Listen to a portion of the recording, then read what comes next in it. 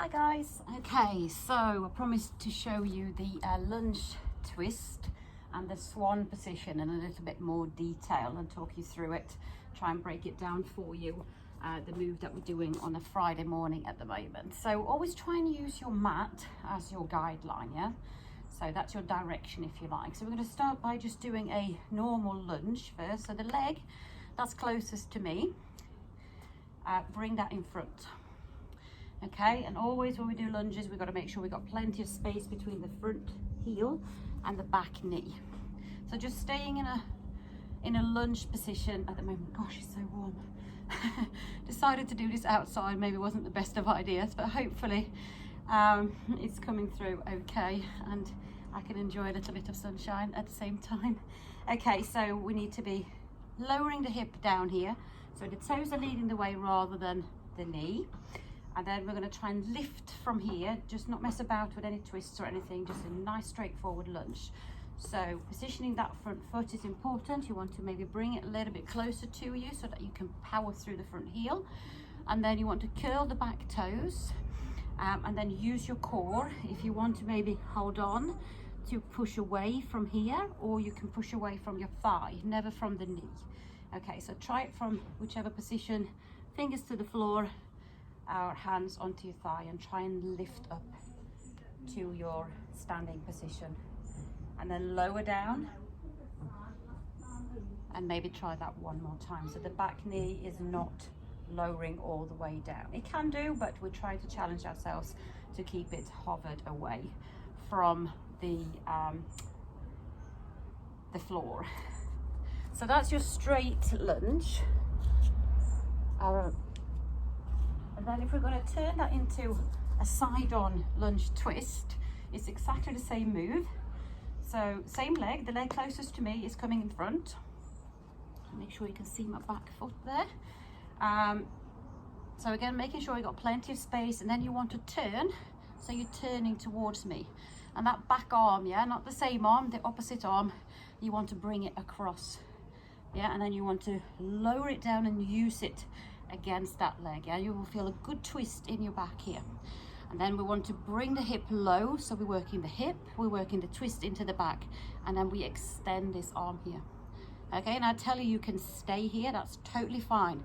Some of us will find this challenging, some days more than others maybe. So just try and listen to your body. Yeah, if you're not ready for the lift, don't do it. But there's three things that you need to think about if you're wanting to do the lift. And it's the front heel, so maybe you want to bring that foot a little bit closer again, as I did in the straight lunge. You want to definitely curl your back toes up, because that's going to give you power to lift, and then you need to use your core. So if you're coming back into that twist, so from here, and letting go of that front arm, so both arms are extended if you like, and you push through your front heel and your back toes. So it's still facing me if you like, yeah, facing the side.